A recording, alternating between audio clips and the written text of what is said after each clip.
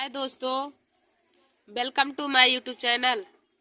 दोस्तों, आज हम आप सभी लोगों को क्लास 12 के विषय फिजिक्स में मोस्ट इम्पॉर्टेंट टॉपिक को बताएंगे, जो कल यानी कि 4 मार्च को पेपर में आएगा, बोर्ड एग्जाम की परीक्षा में पूछा जाएगा। तो आप सब लोग हमारे इस वीडियो को जरूर देख लीजिए और अपने दोस्तों में भी शेयर कर लीजिए। तो दोस्तों, आज का हमारा पहला टॉपिक है कूलाम का नियम। कूलाम का नियम देखिए दोस्तों, कूलाम का नियम हर बार ही बोर्ड एग्जाम की परीक्षा में पूछा जाता है और यह बोर्ड एग्जाम की परीक्षा से बहुत ही इम्पोर्टेंट टॉपिक है। तो हम लोग कूलाम के नियम को लिखेंगे, तो इसमें लिखेंगे कूलाम के नियमानुसार किन्हीं दो आवेशों के बीच लगने वाला आकर्षण या प्रतिकर्षण बल दोनों आवेशों के मात्राओं के गुणनफल के अनुक्रमानुपाती तथा उनके बीच की दूरी के वर्ग के व्युत्क्रमानुपाती होता है। देखिए दोस्तों, कूलाम का नियम, तो इसमें लिखेंगे कूलाम के नियमानुसार किन्हीं दो आवेशों के बीच लगने वाला आकर्षण या प्रतिकर्षण बल दोनों आवेशों के मात्राओं के गुणनफल के समानुपाती तथा उनके बीच की दूरी के वर्ग के व्युत्क्रमानुपाती होता है। उनके बीच की दूरी के वर्ग के व्युत्क्रमानुपाती होता है। देखिए दोस्तों, कूलाम का नियम दोनों आवेशों के मात्राओं के गुणनफल के समानुपाती तथा उनके बीच की दूरी के वर्ग के व्युत्क्रमानुपाती होता है, तो उसे ही हम कूलाम का नियम कहते हैं। दोस्तों, कूलाम के नियम से हम लोग लिखेंगे एफ अनुक्रमानुपाती Q1 इंटू Q2, इसको समीकरण 1 मान लेंगे। एफ अनुक्रमानुपाती Q1 Q2, इसको समीकरण 1 मान लेंगे। और एफ व्युत्क्रमानुपाती 1/r², इसको समीकरण 2 मान लेंगे। एफ अनुक्रमानुपाती Q1 Q2, इसको समीकरण 1 मान लेंगे और एफ व्युत्क्रमानुपाती 1/r², इसको समीकरण 2 मान लेंगे। दोस्तों, अब हम लोग समीकरण 1 और समीकरण 2 की तुलना करेंगे, तो लिखेंगे समीकरण 1 व समीकरण 2 से। समीकरण 1 व समीकरण 2 से तो हो जाएगा F व्युत्क्रमानुपाती Q1 Q2/r², F व्युत्क्रमानुपाती Q1 Q2/r²। तो देखिए दोस्तों, जब व्युत्क्रमानुपाती का चिन्ह हटेगा तो वहाँ पे 1/4πε0 आ जाएगा, तो हो जाएगा F equal to 1/4ε0 Q1 Q2/r²। F equal to 1/4πε0 Q1 Q2/r²। देखिए दोस्तों, हमें कूलाम के नियम से इसका सूत्र प्राप्त हो गया और 1/4πε0 का मान होता है 9 × 10⁹ कूलाम स्क्वायर प्रति न्यूटन मीटर स्क्वायर। तो हमें निकल के आ गया formula F equal to 1/4πε0 Q1 Q2/r², या फिर हम इसकी जगह पे मान रख देंगे तो हो जाएगा F equal to 9 × 10⁹ Q1 Q2/r²। देखिए दोस्तों, हमने कूलाम के नियम से बल का फार्मूला निकाल लिया, तो F equal to 9 × 10⁹ Q1 Q2/r²। देखिए दोस्तों, कूलाम के नियम के फार्मूले से भी बोर्ड एग्जाम की परीक्षा में बहुत क्वेश्चन पूछे जाते हैं, जो हमें न्यूमेरिकल सॉल्व करना रहता है। दोस्तों, यदि आपको पूछे कि एफ साइलेंट जीरो क्या है, तो हम लोग लिखेंगे एफ साइलेंट जीरो निर्वात की विद्युतशीलता है जिसका मात्रक कूलाम स्क्वायर प्रति न्यूटन मीटर स्क्वायर होता है, जिसका मात्रक कूलाम स्क्वायर प्रति न्यूटन मीटर स्क्वायर होता है। दोस्तों, अब हमारा अगला टॉपिक आज का है वैद्युत क्षेत्र की तीव्रता। वैद्युत क्षेत्र की तीव्रता, देखिए दोस्तों, वैद्युत क्षेत्र की तीव्रता भी बोर्ड एग्जाम की परीक्षा में बहुत बार ही पूछा गया है। तो हम लोग इसकी परिभाषा लिखेंगे वैद्युत क्षेत्र की तीव्रता। तो इसमें हम आपको बताएंगे किसी वैद्युत क्षेत्र के किसी भी बिंदु पर रखे गए धन परीक्षण आवेश Q तथा उस पर कार्य करने वाले बल F के अनुपात को वैद्युत क्षेत्र की तीव्रता कहते हैं। इसे E से प्रदर्शित करते हैं।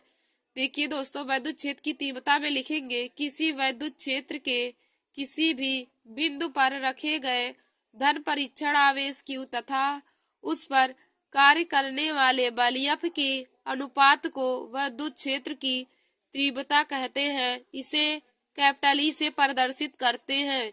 इसे कैपिटल E से प्रदर्शित करते हैं। तो दोस्तों, वैद्युत क्षेत्र की तीव्रता कैपिटल E इक्वल टू हो जाएगा एफ अपान क्यू, विद्युत क्षेत्र की तीव्रता E equal to F upon Q. तो दोस्तों इसका मात्रक होता है विद्युत क्षेत्र की तीव्रता का न्यूटन प्रति कूलम। विद्युत क्षेत्र की तीव्रता का मात्रक होता है न्यूटन प्रति कूलम, और इसका बीमा निकालेंगे तो हो जाएगा mlt-3a-1, mlt-3a-1। देखिए दोस्तों, विद्युत क्षेत्र की तीव्रता बहुत बार ही बोर्ड एग्जाम की परीक्षा में पूछा जाता है, और यदि आपको पूछा जाए कि विद्युत क्षेत्र की तीव्रता का मात्रक क्या होता है तो आप लोग लिखेंगे न्यूटन प्रति कूलम। और विद्युत क्षेत्र की तीव्रता का बीमा पूछा जाए तो उसकी बीमा होती है mlt-3a-1, mlt-3a-1। दोस्तों हमारा अगला टॉपिक है बिंदु आवेश के कारण उत्पन्न विद्युत क्षेत्र की तीव्रता। बिंदु आवेश के कारण उत्पन्न विद्युत क्षेत्र की तीव्रता की गणना करना है। तो दोस्तों हम लोग इस डेरिवेशन को सॉल्व करेंगे। तो हम लोग देखिए यहाँ पर A प्लस क्यू आवेश, यहाँ पे विद्युत क्षेत्र की तीव्रता है, और यहाँ पे दो बिंदु आवेश लिए हैं। दो बिंदु आवेश A और P हमने लिया है, दो बिंदु आवेश A और P लिया है जिनके बीच की दूरी r मीटर है। दो बिंदु आवेश A और P लिया है जिनके बीच की दूरी r मीटर है। तो हम लिखेंगे यहाँ पे माना हमारे पास Q कूलाम का एक आवेश है जिसे परावैद्युतांकीय वाले माध्यम में रखा गया है। इस आवेश से r मीटर की दूरी पर स्थित बिंदु P पर विद्युत क्षेत्र की तीव्रता हमें ज्ञात करनी है। माना हमारे पास Q कूलाम का एक आवेश है जिसे परावैद्युतांकीय वाले माध्यम में रखा गया है। इस आवेश से r मीटर की दूरी पर स्थित बिंदु P पर विद्युत क्षेत्र की तीव्रता हमें ज्ञात करनी है। तो हम इसमें लिखेंगे दोस्तों आगे प्लस Q आवेश के कारण स्थित P बिंदु पर उत्पन्न विद्युत बल।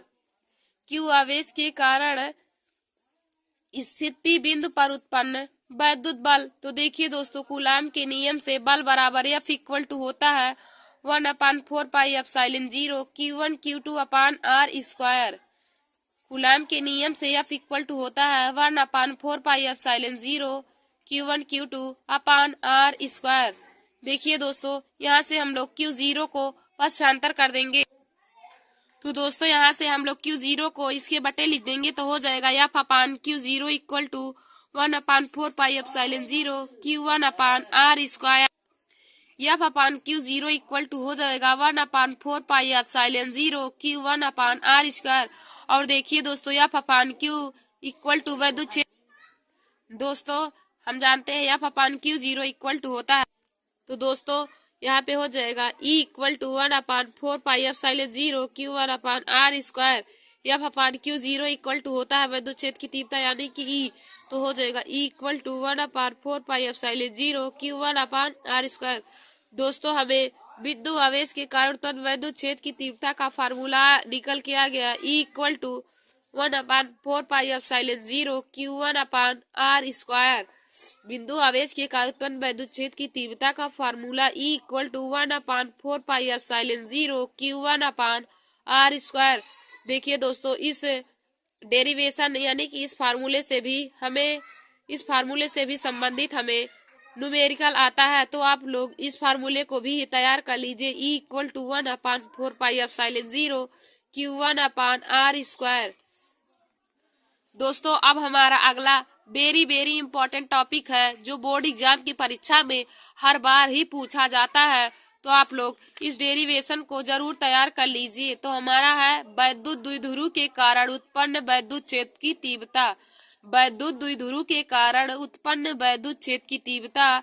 तो दोस्तों इसमें हम लोग देखेंगे अच्छी स्थिति या अनुदैर्ध्य स्थिति।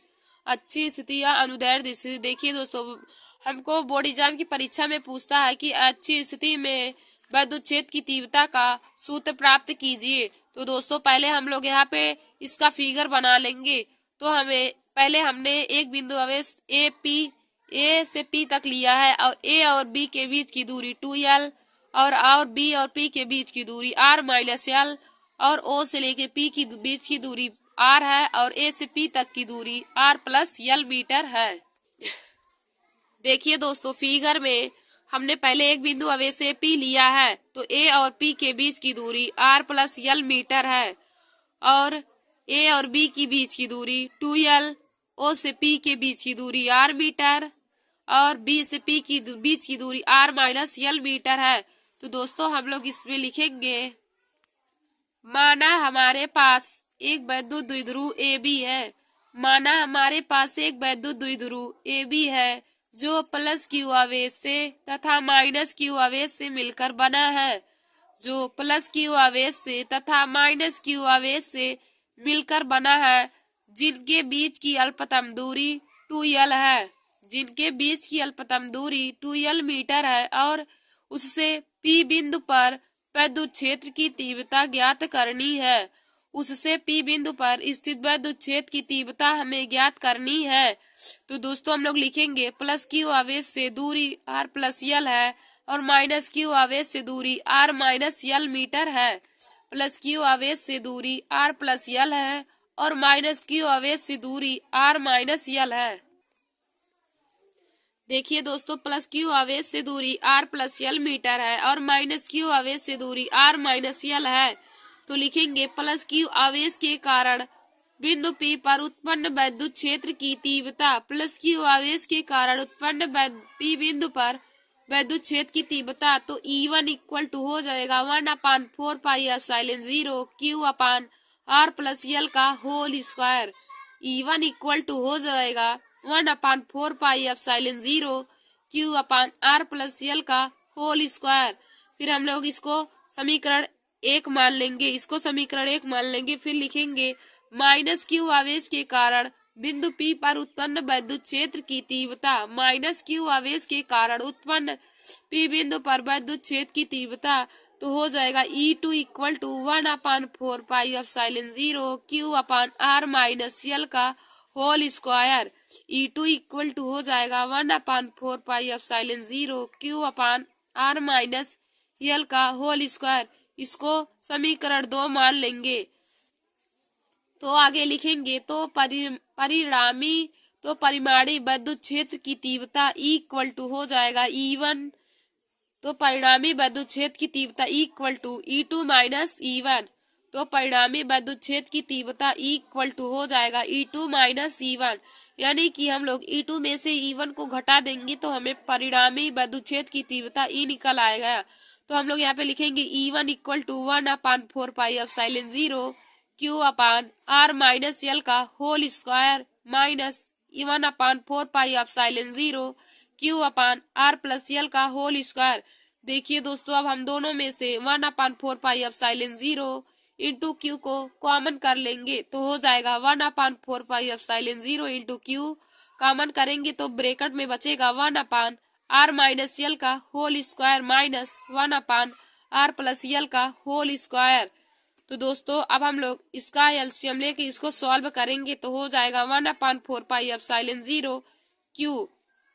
ब्रैकेट में यहाँ पे इसका गुणा कर देंगे तो हो जाएगा R प्लस L का whole square minus R minus L का होल स्क्वायर अपान R की घात 4 माइनस L की घात 4। देखिए दोस्तों, यहाँ पे A माइनस B का होल स्क्वायर, यहाँ पे A प्लस B का होल स्क्वायर है। तो जब इसका मल्टीपल होगा तो आ जाएगा R की घात 4 माइनस L की घात 4।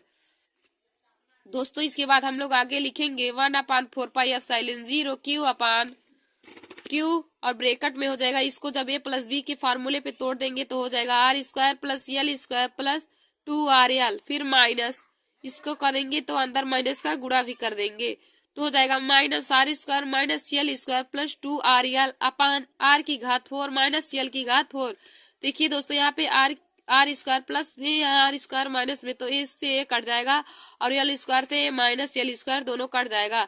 तो हमारा आगे बचेगा E equal to 1/4 pi epsilon 0 Q into bracket में 4RL अपान R की घात 4 माइनस L की घात 4। तो देखिए दोस्तों, 4RL को हम लोग 2QL इंटू 2L लिख सकते हैं, 2QL इंटू 2R लिख सकते हैं। तो हो जाएगा 1/4 pi epsilon 0 into 2QL into 2R upon R की घात 4 माइनस L की घात 4। और दोस्तों 2QL इक्वल टू होता है P, यानी कि वैद्युत द्विध्रुव आघूर्ण इक्वल टू वैद्युत द्विध्रुव P इक्वल टू होता है 2QL। तो इसकी जगह पे हम लोग P लिख देंगे तो हो जाएगा E equal to 1/4 pi epsilon 0 into into P into 2r upon r की घात 4 माइनस l की घात 4। देखिए दोस्तों हमारा आगे हो जाएगा E equal to 1/4 pi epsilon 0 into 2 pi r upon r की घात 4 माइनस l की घात 4। देखिए दोस्तों यहाँ पे हम लोग यदि r is less than r हो तो l इक्वल टू 0। यदि r का मान l से बहुत छोटा हो तो हम लोग l को 0 के बराबर मान लेंगे। यदि l का मान r से छोटा हो तो हम लोग l बराबर 0 मान लेंगे। तो हो जाएगा E equal to 1/4 pi epsilon 0 into 2pr गुणे r इंटू r क्यूब। इसको 0 हो जाएगा तो एक r से एक r कट जाएगा तो बचेगा E equal to 1/4 pi epsilon 0 into 2p upon r cube. देखिए दोस्तों वैद्युत द्विध्रुव की अच्छी स्थिति में हमारा फार्मूला निकल के आ गया E equal to 1/4 pi epsilon 0 into 2p upon r cube. वैद्युत द्विध्रुव की अच्छी स्थिति में वैद्युत क्षेत्र की तीव्रता का फार्मूला आ गया E equal to 1/4 pi epsilon 0 into 2p upon r cube. देखिए दोस्तों वैद्युत द्विध्रुव की अच्छी स्थिति वाला डेरिवेशन बहुत ही इम्पोर्टेंट है और यह हर बार ही बोर्ड एग्जाम की परीक्षा में पूछा जाता है। यह हर बार ही बोर्ड एग्जाम की परीक्षा में 5 नंबर में आता है। तो आप लोग इस डेरिवेशन को जरूर तैयार कर ले कि वैद्युत द्विध्रुव की अच्छी स्थिति में वैद्युत क्षेत्र की तीव्रता। तो देखिए दोस्तों आप लोग इस डेरिवेशन को एक बार फिर से देख लीजिए और वैद्युत द्विध्रुव की अच्छी स्थिति में वैद्युत क्षेत्र की तीव्रता का फार्मूला निकल के आया है E equal to 1/4 pi epsilon 0 into 2p upon r cube. दोस्तों यहाँ पर p वैद्युत द्विध्रुव गुण और r बिंदुओं के बीच की दूरी है और 1/4 पाई एप्सिलॉन 0 का मान हम लोग जानते हैं 9 गुणे 10 की घात 9 होता है। तो हम लोग जब सवाल लगाएंगे तो इसकी जगह पे 9 गुणे 10 की घात 9 रख के सॉल्व कर लेंगे। दोस्तों अब हम लोग अगले टॉपिक को पढ़ेंगे। तो हमारा आज का अगला टॉपिक है वैद्युत बल रेखाओं के गुण। वैद्युत बल रेखाओं के गुण। तो दोस्तों वैद्युत बल रेखाओं के गुण भी बोर्ड एग्जाम की परीक्षा में बहुत बार ही पूछा गया है। तो हम लोग इसमें लिखेंगे वैद्युत बल रेखाओं के गुण में नंबर 1 वैद्युत बल रेखा सदा धन आवेश से प्रारंभ होकर ऋण आवेश पर समाप्त होती है। वैद्युत बल रेखाएं सदा धन आवेश से प्रारंभ होकर ऋण आवेश पर समाप्त होती हैं। हमारा दूसरा है वैद्युत बल रेखाओं के किसी बिंदु पर खींची गई स्पर्श रेखा उस बिंदु पर वैद्युत क्षेत्र की दिशा को प्रदर्शित करती है। वैद्युत बल रेखाओं के किसी बिंदु पर खींची गई स्पर्श रेखा उस बिंदु पर वैद्युत क्षेत्र की दिशा को प्रदर्शित करती है। दोस्तों हमारा तीसरा नंबर है दो वैद्युत बल रेखाएं कभी भी एक दूसरे को प्रतिच्छेदित नहीं करते हैं। यदि प्रतिच्छेदित करेंगी तो प्रतिच्छेदन बिंदु पर दो स्पर्श रेखा खींची जा सकती हैं जिनके द्वारा वैद्युत क्षेत्र की दो दिशाएं प्रदर्शित नहीं होंगी, जबकि यह असंभव है। देखिए दोस्तों या तो तीसरा बहुत ही इम्पोर्टेंट है वैद्युत बल रेखाओं के गुण में। यह तीसरा बहुत ही इम्पोर्टेंट है और यह हर बार ही बोर्ड एग्जाम की परीक्षा में पूछा जाता है कि दो वैद्युत बल रेखाएं एक दूसरे को क्यों कभी भी प्रतिच्छेदित नहीं करती हैं। तो हम लोग उसमें लिख देंगे दो वैद्युत बल रेखाएं कभी भी एक दूसरे को प्रतिच्छेदित नहीं करती है, क्योंकि यदि वे प्रतिच्छेदित करेंगी तो प्रतिच्छेदन बिंदु पर अनंत स्पर्श रेखा होंगी जो कि असंभव है। दोस्तों आप लोग इतना ही लिख देंगे उसमें तो आपका आंसर सही हो जाएगा। अब हम लोग वैद्युत बल रेखाओं के गुण में चौथा देखेंगे। तो हमारा चौथा नंबर है वैद्युत बल रेखाएं कभी भी बंद वक्र के रूप में उपस्थित नहीं होती हैं। वैद्युत बल रेखाएं कभी भी बंद वक्र के रूप में उपस्थित नहीं होती हैं, क्योंकि यह एक ही आवेश से प्रारंभ होती है तथा उसी आवेश पर समाप्त नहीं होती है। क्योंकि यह एक ही आवेश से प्रारंभ तथा उसी आवेश पर समाप्त नहीं होती है, अपितु धन आवेश से प्रारंभ होती है और ऋण आवेश से समाप्त हो जाती है। देखिए दोस्तों वैद्युत बल रेखाएं कभी भी बंद वक्र इसलिए नहीं बनाती है क्योंकि वह धन आवेश से प्रारंभ होती है और ऋण आवेश पर समाप्त हो जाती है। दोस्तों हमने वैद्युत बल रेखाओं के गुण में 4 टॉपिक को पढ़ लिया है, 4 नंबर को पढ़ लिया है। देखिए दोस्तों यह तीसरा नंबर बहुत ही इम्पोर्टेंट है और इस तरह क्वेश्चन पूछा जाता है कि दो वैद्युत बल रेखाएं एक दूसरे को कभी प्रच्छेदित क्यों नहीं करती हैं? तो हम लोग इसमें लिख देंगे, दो वैद्युत बल रेखाएं एक दूसरे को कभी भी प्रच्छेदित नहीं करती है, क्योंकि यदि वे एक दूसरे को प्रतिच्छेदित करेंगी तो प्रतिच्छेदन बिंदु पर अनंत स्पर्श रेखा होंगी, जो कि असंभव है। दोस्तों अब हम लोग अगले टॉपिक को देखेंगे। तो दोस्तों आज का हमारा अगला टॉपिक है वैद्युत फ्लक्स। वैद्युत फ्लक्स यह भी टॉपिक बोर्ड एग्जाम की परीक्षा से बहुत ही इम्पोर्टेंट है, वैद्युत फ्लक्स। तो दोस्तों इसमें हम लोग वैद्युत फ्लक्स के परिभाषा, उसके मात्रक और बीमा को देखेंगे तथा उसका डेरिवेशन भी करेंगे कि फार्मूले का निगमन कैसे होता है। तो दोस्तों यहाँ पे एक देखिए हमने वैद्युत फ्लक्स का फिगर बनाया है। इसमें वैद्युत क्षेत्र की ये तीव्रता है और ये वैद्युत बल रेखाएं निकल रही है और इनके बीच का कोण थीटा है। तो हम लोग लिख लेंगे इसमें वैद्युत फ्लक्स की परिभाषा, वैद्युत क्षेत्र में स्थित वह काल्पनिक पृष्ठ, वैद्युत क्षेत्र में स्थित वह काल्पनिक पृष्ठ जिससे होकर गुजरने वाली प्रति सेकेंड वैद्युत बल रेखाओं की संख्या के माप को वैद्युत फ्लक्स कहते हैं। वैद्युत क्षेत्र में स्थित वह काल्पनिक पृष्ठ, वैद्युत क्षेत्र में स्थित वह काल्पनिक पृष्ठ जिससे होकर गुजरने वाली प्रति सेकेंड वैद्युत बल रेखाओं की संख्या के माप को वैद्युत फ्लक्स कहते हैं। इसे फाई से दर्शाते हैं। देखिए दोस्तों, वैद्युत क्षेत्र में स्थित वह काल्पनिक पृष्ठ जिससे होकर गुजरने वाली वैद्युत बल रेखाओं की संख्या के माप को वैद्युत फ्लक्स कहते हैं और वैद्युत फ्लक्स को हम फाई से दर्शाते हैं। और देखिए दोस्तों, फाई इक्वल टू होता है ई इंटू ए, वैद्युत फ्लक्स फाई इक्वल टू होता है ई इंटू ए और वैद्युत फ्लक्स का मात्रक होता है न्यूटन मीटर स्क्वायर प्रति कूलम, न्यूटन मीटर स्क्वायर प्रति कूलम। और वैद्युत फ्लक्स की बीमा होता है एम एल की पावर टी और टी की पावर -3 ए की पावर -1।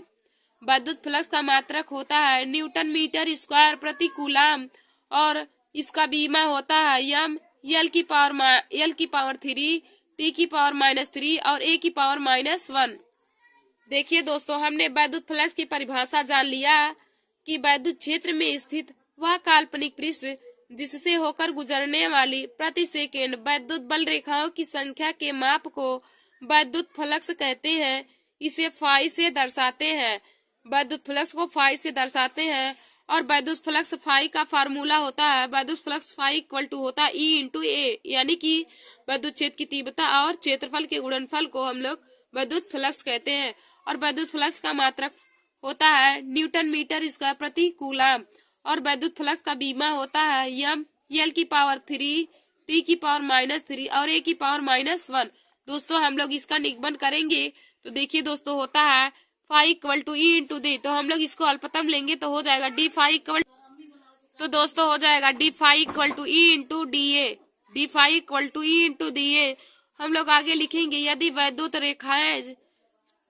वैद्युत रेखाएं क्षेत्र में थीटा कोण बनाते हुए गुजरे तो, यदि वैद्युत रेखाएं क्षेत्र में थीटा कोण बनाते हुए निकले तो हो जाएगा D phi equal to E into D A cos theta. यदि वैद्युत क्षेत्र रेखाएं क्षेत्र में थीटा कोण बनाते हुए गुजरे तो डी फाई इक्वल टू हो जाएगा E into D A cos theta. पूरे काल्पनिक पृष्ठ से होकर गुजरने वाली वैद्युत फ्लक्स फाई इक्वल टू हो जाएगा D phi equal to E D A cos theta. अब दोस्तों हम लोग दोनों पक्षों का समाकलन कर देंगे, तो लिखेंगे दोनों पक्षों का समाकलन करने पर तो हो जाएगा समाकलन डी फाई इक्वल टू समाकलन ई डी ए कॉस थीटा, समाकलन डी फाई इक्वल टू समाकलन ई डी ए कॉस थीटा। देखिए दोस्तों, तो हो जाएगा फाई इक्वल टू समाकलन ई डी ए और हमारा फाई इक्वल टू निकल के आ जाएगा E into A, phi equal to E into A. दोस्तों हमें वैद्युत फ्लक्स का फार्मूला निकल के आ गया phi equal to E into A, E into A यानी कि वैद्युत क्षेत्र की तीव्रता और क्षेत्रफल के गुणनफल को वैद्युत फ्लक्स कहते हैं। और दोस्तों वैद्युत फ्लक्स का मात्रक होता है न्यूटन मीटर स्क्वायर प्रति कूलम, न्यूटन मीटर स्क्वायर प्रति कूलम और इसका बीमा होता है एम एल की पावर 3 टी की पावर -3 और ए की पावर -1, एम एल की पावर 3 टी की पावर -3 ए की पावर -1। दोस्तों अब हम लोग आज के अगले टॉपिक को देखेंगे। तो आज का हमारा अगला और मोस्ट इम्पोर्टेंट टॉपिक है गॉस का प्रमेय अथवा गाउस का नियम, गॉस का प्रमेय अथवा गाउस का नियम। तो दोस्तों गैस का प्रमेय हर बार ही बोर्ड एग्जाम की परीक्षा में पूछा जाता है 5 नंबर में, और हम लोग इस गैस के प्रमेय को देखेंगे और उसके सूत्र के निगमन को भी करेंगे। तो हम लोग लिखेंगे, कार्ल फ्रीडरिच ने अपने प्रयोगों के द्वारा अध्ययन करके बताया कि किसी बंद पृष्ठ से होकर गुजरने वाला वैद्युत फ्लक्स फाई उस पृष्ठ द्वारा परिबद्ध कुल आवेश Q का 1/ε गुने के बराबर होता है। कार्ल फ्रीडरिच ने अपने प्रयोगों के द्वारा बताया कि किसी बंद पृष्ठ से होकर गुजरने वाला कुल वैद्युत फ्लक्स उस पृष्ठ द्वारा परिबद्ध कुल आवेश Q का 1/ε गुने के बराबर होता है, यानी कि फाई E इक्वल टू हो जाएगा Q/ε0। Phi E equal to हो जाएगा Q/ε0। तो दोस्तों अब हम लोग इसको प्रूव करेंगे कि phi E equal to Q/ε0 होता है कैसे। देखिए दोस्तों, इसको प्रूव करने को भी आता है, तो हम आपको प्रूव करना भी बताएंगे कि phi E equal to Q/ε0 कैसे होता है। तो हमने यहाँ पे एक फिगर बना रखा है गाउस के नियम में। तो देखिए दोस्तों, इस बिंदु से इस बिंदु के बीच की दूरी r मीटर है, और यह विद्युत क्षेत्र की तीव्रता है, और इसका क्षेत्रफल dA है, और यहाँ पे केंद्र पे प्लस Q आवेश उत्पन्न है, और यह घन कोण है डी ओमेगा। घन कोण को हमने डी ओमेगा से दर्शाया है। तो हम लोग लिखेंगे प्रूफ में, तो हम लोग प्रूफ करेंगे तो यहाँ पे लिखेंगे प्लस क्यू आवेश एक परिबद्ध पृष्ठ ए के केंद्र पर रखा गया है। प्लस क्यू आवेश एक परिबद्ध पृष्ठ ए के केंद्र ओ पर रखा गया है, जिससे r मीटर की दूरी पर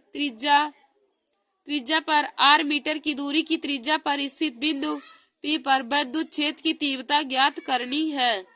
देखिए दोस्तों, हम लोग इसमें लिखेंगे प्लस क्यू आवेश एक परिबद्ध है जिसके एक केंद्र पर O रखा है, जिससे r मीटर की दूरी पर त्रिज्या पर स्थित बिंदु P पर विद्युत क्षेत्र की तीव्रता ज्ञात करनी है। तो हम लोग लिखेंगे प्लस क्यू आवेश के कारण उत्पन्न विद्युत क्षेत्र की तीव्रता E equal two plus Q आवेश के कारण बिंदु पर उत्पन्न विद्युत क्षेत्र की तीव्रता E equal to 1/4πε0 Q/r²। E equal to 1/4πε0 Q/r²। तो इसको हम लोग समीकरण 1 मान लेंगे। E equal to 1/4πε0 Q/r²। तो इसको हम लोग समीकरण 1 मान लेंगे। तो आगे हम लोग लिखेंगे बिंदु P से होकर गुजरने वाला वैद्युत फ्लक्स। बिंदु P से होकर गुजरने वाला वैद्युत flux D phi equal to होता है EDA cos थीटा। बिंदु P से होकर गुजरने वाला वैद्युत flux D phi equal to होता है EDA cos थीटा। तो इसको हम लोग समीकरण 1 मान लेंगे। अब दोस्तों आगे लिखेंगे समीकरण 2 में E का मान रखने पर। हम लोग समीकरण 2 में E का मान रख देंगे, तो लिखेंगे समीकरण 2 में E का मान रखने पर तो हो जाएगा D phi equal to 1/4πε0 DA cos theta into Q/r²। D phi equal to हो जाएगा 1/4πε0 DA cos theta into Q/r²। और देखिए दोस्तों, DA cos थीटा/r² का मान होता है डी ओमेगा के। DA cos थीटा/r² का मान होता है डी ओमेगा के। देखिए दोस्तों, DA cos थीटा/r² डी ओमेगा के बराबर होता है, यानी कि घन कोण। तो हम लोग लिखेंगे D phi equal to 1/4πε0 into D omega into Q, या इसको हम लोग समीकरण 2 मान लेंगे। और यहाँ पे लिखेंगे दोनों पक्षों का समाकलन करने पर। अब हम दोनों पक्षों का समाकलन कर देंगे, तो हो जाएगा समाकलन डी फाई इक्वल टू समाकलन 1/4πε0 into D omega into Q। इसके बाद हो जाएगा समाकलन D phi equal to 1/4πε0 Q into समाकलन डी ओमेगा। देखिए दोस्तों, जो अचर पद रहता है वह समाकलन से बाहर निकल आता है, और जो नहीं रहता वह समाकलन में ही बचा रहता है। तो हो जाएगा phi equal to 1/4πε0 into Q/4π। Phi equal to हो जाएगा 1/4πε0 Q इंटू 4π। डी ओमेगा की जगह पर तो 4π हो जाएगा। तो देखिए यहाँ से 4π से 4π कट जाएगा, तो बचेगा phi equal to Q/ε0। Phi equal to Q/ε0 epsilon 0। तो दोस्तों हमें हमारा प्रूफ हो गया कि phi equal to Q upon epsilon 0, phi equal to Q upon epsilon 0। हमें गॉस का प्रमेय का फार्मूला प्राप्त हो गया, phi equal to Q upon epsilon 0। देखिए दोस्तों, तो दोस्तों यहाँ पे फाई इक्वल टू हो जाएगा क्यू अपान एप्सिलॉन 0। दोस्तों हमें गॉस के प्रमेय का फार्मूला प्राप्त हो गया, phi equal to Q upon epsilon 0। दोस्तों आप सब लोग गॉस के प्रमेय को बहुत अच्छे तरीके से पढ़ लीजिएगा और इसके फार्मूले को भी, क्योंकि यह हर बार ही बोर्ड एग्जाम की परीक्षा में पूछा जाता है। दोस्तों आज का हमारा अगला टॉपिक है धारावाही चालक के कारण चुंबकीय क्षेत्र की तीव्रता की दिशा या दाएं हाथ का नियम। धारावाही चालक के कारण चुंबकीय क्षेत्र की दिशा या दाएं हाथ का नियम। तो इसमें लिखेंगे, हम फ्लेमिंग के नियमानुसार अपने दाएं हाथ के अंगूठे और अन्य दोनों अंगुलियों को इस प्रकार फैलाएं कि तीनों परस्पर लंबवत हो। तो अंगूठा अंगुली बल की दिशा को, तर्जनी अंगुली धारा की दिशा को और मध्यमा अंगुली चुंबकीय क्षेत्र की दिशा को प्रदर्शित करता है।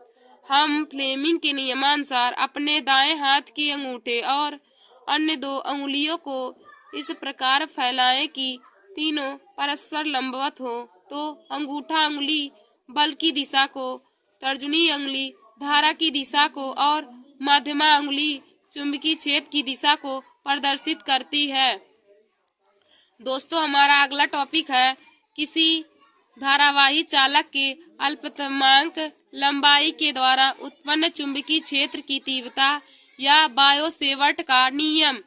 किसी धारावाही चालक के अल्पतमांक लंबाई के द्वारा उत्पन्न चुंबकीय क्षेत्र की तीव्रता या बायो-सेवर्ट का नियम। तो दोस्तों हम लोग इसमें एक फिगर यहाँ पे बनाएंगे, जिसमें देखिए हमने एक धारावाही चालक तार लिया है जिसमें बहने वाली धारा आई एम्पियर है।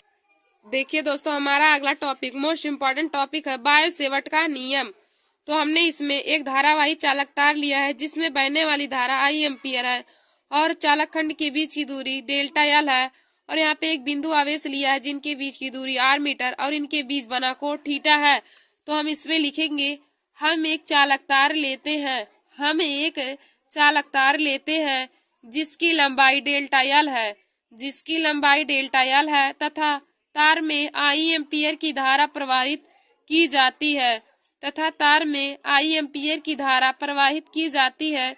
चालक से पी बिंदु तक की दूरी आर मीटर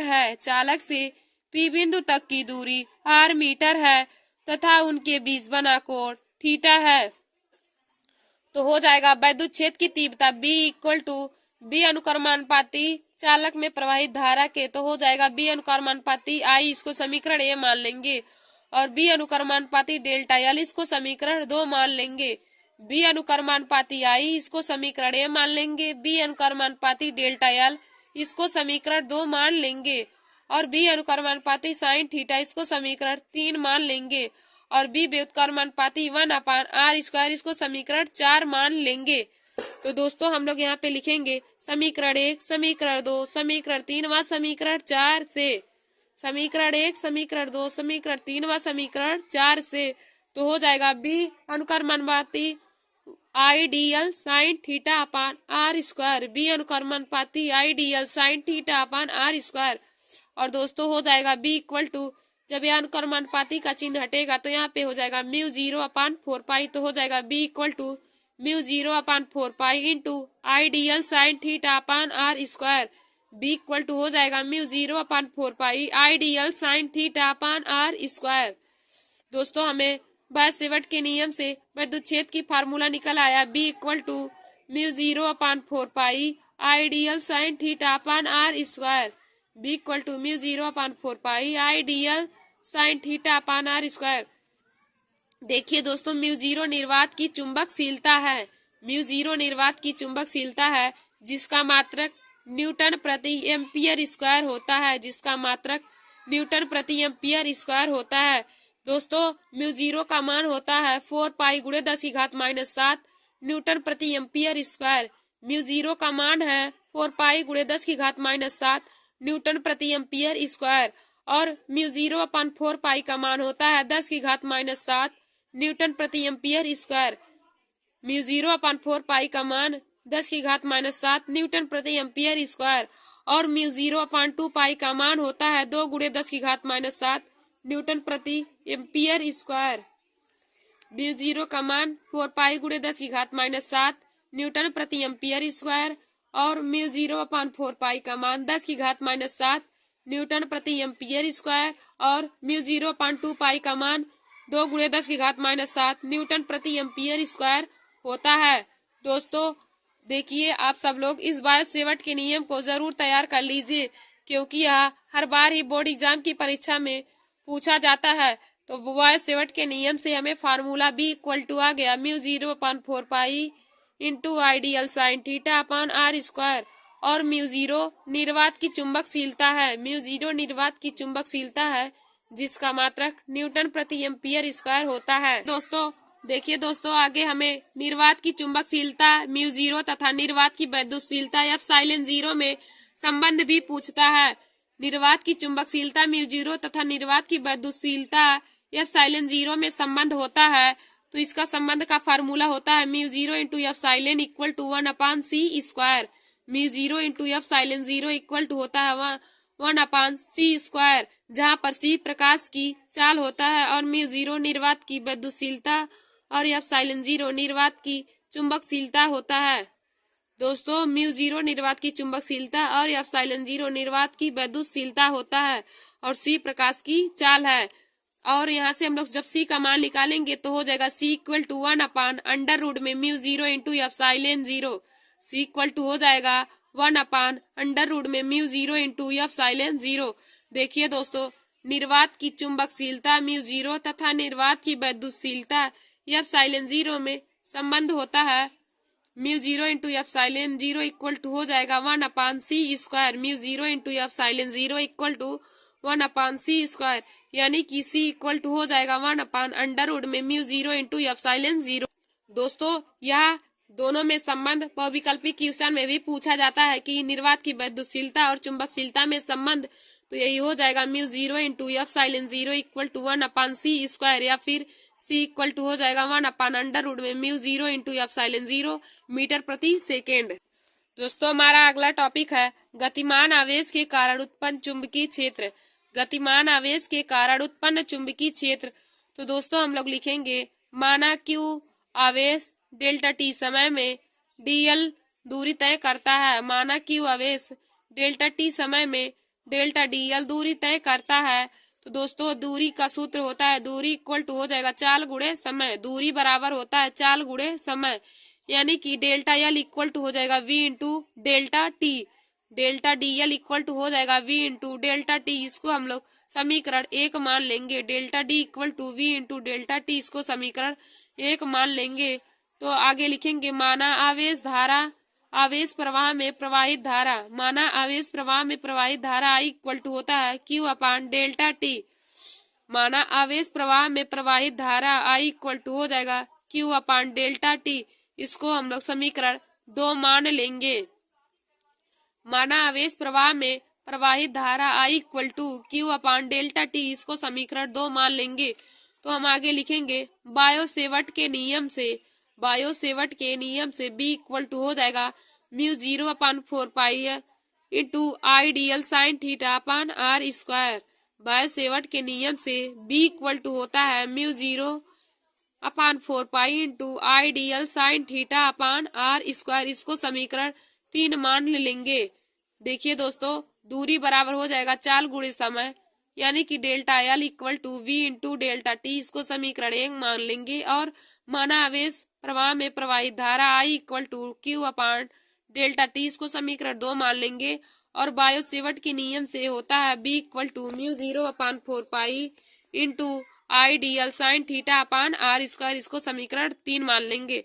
अब हम लोग समीकरण 1 समीकरण 2 का मान समीकरण 3 में रख देंगे। समीकरण 1 और समीकरण 2 का मान समीकरण 3 में रख देंगे, यानी कि डेल्टा l और I का मान समीकरण 3 में रख देंगे। तो यहाँ पे लिखेंगे समीकरण 1 व समीकरण 2 का मान समीकरण 3 में रखने पर तो B = हो जाएगा म्यू 0/4 पाई इंटू q/डेल्टा t into v into delta t sine theta upon r²।